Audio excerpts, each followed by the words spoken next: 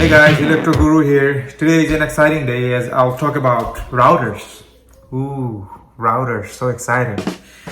Many of you rent your routers from your ISP, internet service provider, and pay monthly. Why would you do that when you can buy your own router and save money and get faster performance? But you might say buying a router is confusing because there are so many options, there are so many configurations. How do I select which router to buy? Fear not, child, I'm here.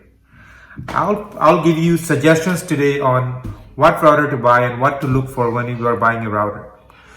And so that you can get faster performance, save money in the process. It's like getting a cake and eat it too. Did I say it right? I never understood that expression, besides the fact. So how do you select what router to buy? Routers are not that complicated, although their shape may look like some kind of alien ship. But there are a few simple things you need to look for when you're buying a router.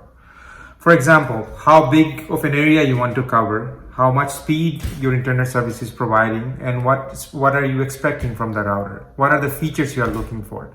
One of the things you want to look for is what is the latest Wi-Fi standard. Like you will see on the box of the router saying that it supports 802.11ac, AD, AX. So those are the Wi-Fi standards. So you want to make sure, well, you don't really need to, but you can get the latest standard Wi-Fi and that will give you better performance. The second thing you want to look for is band. There are single band, dual band, and tri-band. What do they mean? So most of the single band comes with 2.4 gigahertz. With the double band, you get 5 gigahertz, which is much faster. Tri-band comes with 5 gigahertz band. So that will give you much faster speed and give you other good options with your band. So when you are looking for buying a router, make sure you're at least buying a dual band. Tri-bands are more expensive and you don't really need one.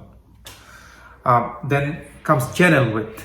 When it comes to channel, most of them, you can set it to auto, and they on the 5 gigahertz band, although you can choose from 1, 6, and 11. Those are the faster ones. But if you try to set it up with manually with one of those channels, you might cause other problems. So just leave it auto and don't worry about it. So if you're buying a dual band, you don't need to really worry about messing with your channels. Router normally comes with 4 antennas, 4x4, as you can see right here. This one has 4 antennas. This is a Netgear X10. It's important that you position this properly, the antennas, so make sure it gets more coverage. Then you talk about LAN ports. LAN ports are basically these right here on the back.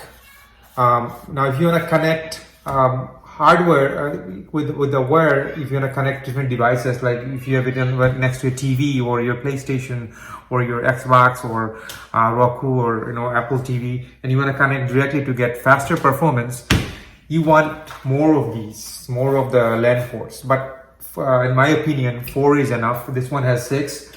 This is an ASUS AC87U. This one has 4. This is more than enough because you'll be using for a lot of those. You'll just use wireless network. You don't really need to hardware. A lot of systems comes with QoS, quality of service, which means that you can prioritize different connections. So for instance, you are watching Netflix or your wife is watching Netflix, her favorite show. What are the good shows? Anyway, that's not important. We're not talking about shows. So let's say she's watching a favorite show, and while you want to download your movies or something you want to download, and she's always taking more bandwidth. You can prioritize your download more than hers, and then that gets priority and that gets more speed while hers slows down. Although, good luck with that, you might end up sleeping on the couch. The other important things are where you place a router. You want to place it in a place where you have coverage of your entire house. So somewhere in the middle, so you can get more coverage. And if you have a large house, if you are rich, with a lot of dough. What you can do is put it, buy some extenders like these. What they do is they slow down their speed, but they give you more coverage. For instance, you can put it in the close to your backyard, and you can create another network with this, and then you can connect to this one, the extender. This is a TP-Link extender, but there are many others, so you can YouTube it and find many options for these, and you can connect to it and you get more range, but you're not going to get the speed. So that's the drawback. So you can buy one extender, or you can do a mesh network, which is much better option. If you want to know about mesh network, which gives you overall Wi-Fi range of much larger range, and it works much better as far as the coverage. Here are some recommendations. I have here the Nighthawk Extend. The Nighthawk, they are normally good routers, so you can buy one of these if you are into gaming. But this is very high end. You don't really need one. A simple tri-band, a dual band like this one will work. ASUS 87U, but this is, I think they have more latest ones that are much cheaper. You can buy one of these for $80, so it's much worth it, especially when you're paying $10 a month rent for your router with your ISP. Any dual band that supports more than 1 gig speed is good enough. One thing to note here is, just because you signed up for a 1 gigabyte speed from your internet provider, you're not going to get 1 gigabyte speed. It all depends on what kind of wireless network you have set up. It will depend on how many devices you are connecting, because your bandwidth will be shared. More devices, it will slow down more. Also, it will depend on how far you are from your router.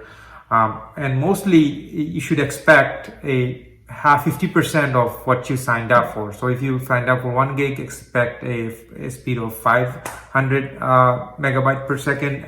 If you signed up for 500 megabyte, 250, well, you get the point, right? You can do the math. I'm not going to teach you math here, but that's how it works. So have that expectation. So that's it for today. Hopefully you find this video useful and you decide in deciding what router to buy. Here are some recommendations. Obviously, Nighthawks are good. ASUS, they have good routers, and dual band will work. Linksys WRT32X, Netgear X10, or ASUS AC2900 or ASUS AC3100 will work. They're affordable, and D-Link EXO AC2600 is also affordable. You can buy any one of them and they will work. When it comes to extender, I have TP-Link. You can buy one of these for $20, or which is pretty cheap. Or you can buy one of those mesh network, which will be much better performance. So you decide. If you like this video, please subscribe and leave a comment if you have any other suggestion for me. Thank you for watching.